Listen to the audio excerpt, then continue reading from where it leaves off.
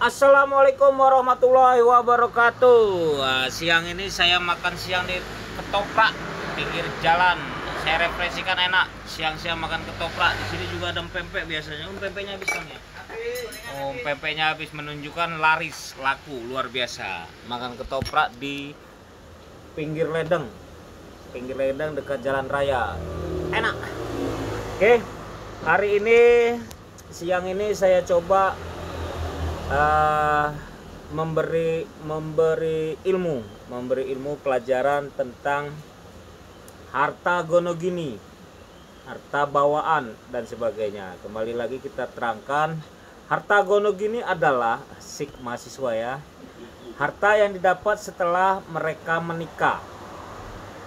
Per detik itu dia menikah, per detik itu dapat mobil, dapat rumah, dapat tanah, itu dikatakan harta gonogini. Kalau dia sebelum nikah, si bujang atau si gadis sebelum nikah punya tanah, punya rumah dan sebagainya, itu namanya harta bawaan. Tidak bisa dimasukkan harta gonogini.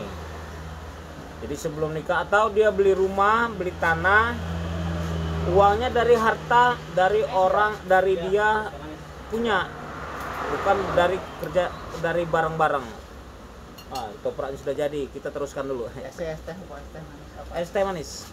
Jadi ada orang nanya, Pak, saya ini sudah cerai, suami saya menuntut rumah dan tanah, sedangkan rumah dan tanah itu saya beli dari uang saya, Pak, dari uang saya. Sebelum nikah saya sudah punya uang.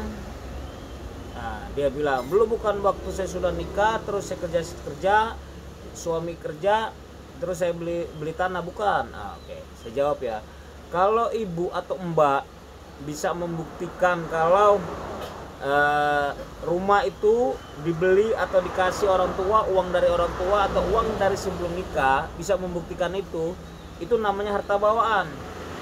Harta bawaan. Jangan takut dia mau gugat, jangan takut dia mau ambil. Kalau dia menguasai, laporin polisi.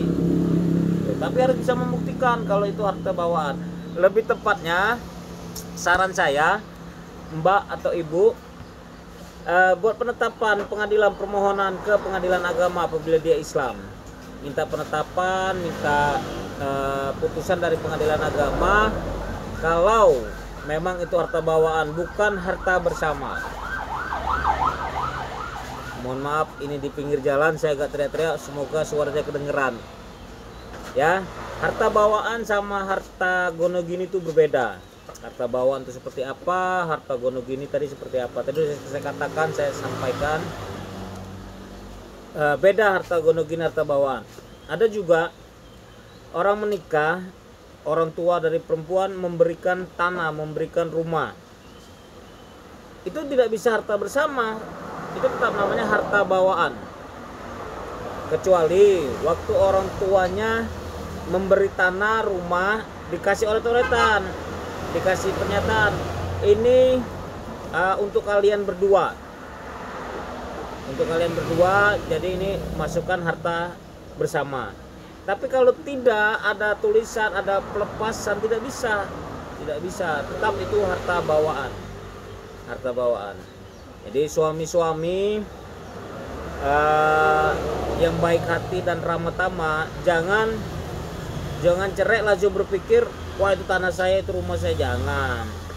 Kalau memang itu memang bukan punya dia atau punya suami atau punya abang-abang sekalian yang abang tidak cari, jangan ngeklaim, jangan merasa punya, nggak bagus ya.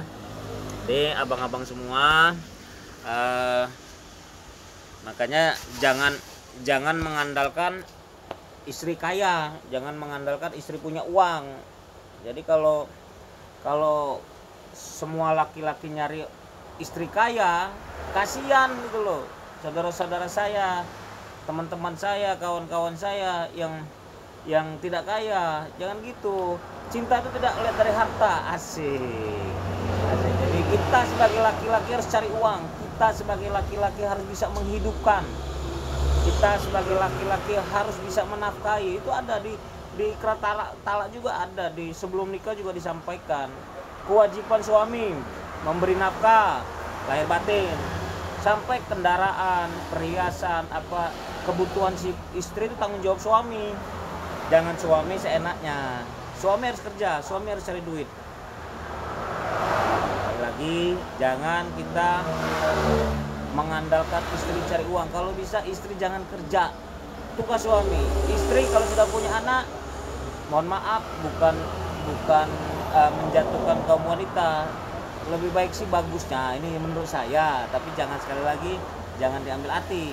Bagusnya sih istri itu di rumah ajarin anak untuk belajar, jajarin anak untuk pintar, ajarin anak, karena guru pertama itu istri, mama, ibu, mbok. Nah, ya, kalau anak-anak, kalau orang tua ikut ngajarin di rumah, di sekolahnya guru, insya Allah anak-anak akan lebih baik, lebih bagus, dan lebih pintar. Tentang harta bersama, harta gono gini, sekali lagi untuk Mbak yang bertanya sama saya tadi, pertahankan Pak, nggak usah dikasih. Orang itu harta bawaan kok, harta yang didapat dari Mbak bukan dari suami istri, uang tabungan-tabungan Mbak. Saya ada jurisprudensi, ada penetapan pengadilan di Depok dan Tangerang, Pengadilan Agama Depok bulan Tangerang. Suami istri, suaminya bisa dibilang nggak kerja, istrinya yang kerja. Pas putusan pengadilan ya rumah itu punya istri, karena istri yang bekerja, istri yang cari, bukan suami. Kalau kata orang itu bange, terima bersih aja. Harta bersama, harta gono gini, ada lagi, ada yang lagi di luar negeri kerja.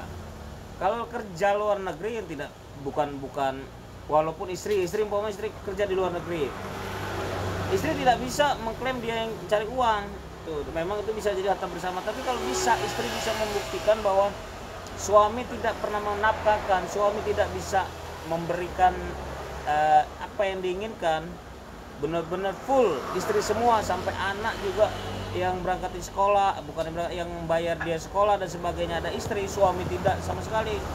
Ya, suami tidak bisa menuntut itu rumah dia, itu tanah dia, tidak bisa. Ya istri bisa membuktikan, ini saya sendiri kerja, kamu tidak pernah sama sekali memberi nafkah, tidak pernah sama sekali untuk membayar rumah ini, memperbaiki rumah ini dan sebagainya, membangun rumah ini dan sebagainya, ya. Ada bedanya. Wah, saya semangat sekali nih, saking semangatnya keluar keringet. Belum makan nih, makanan nanti enak. Ya, itu aja dari saya. Semoga penjelasan saya ini bermanfaat. Semoga penjelasan saya ini dapat ilmu, dapat menyelesaikan semua permasalahan. Jangan berpikiran cair. Semoga kita semua, saya doakan yang nonton YouTube saya sampai habis, saya doakan sehat, umur panjang, apa yang diinginkan, dicita-citakan tercapai. Amin ya robbal alamin. Assalamualaikum warahmatullahi wabarakatuh. Tabikun.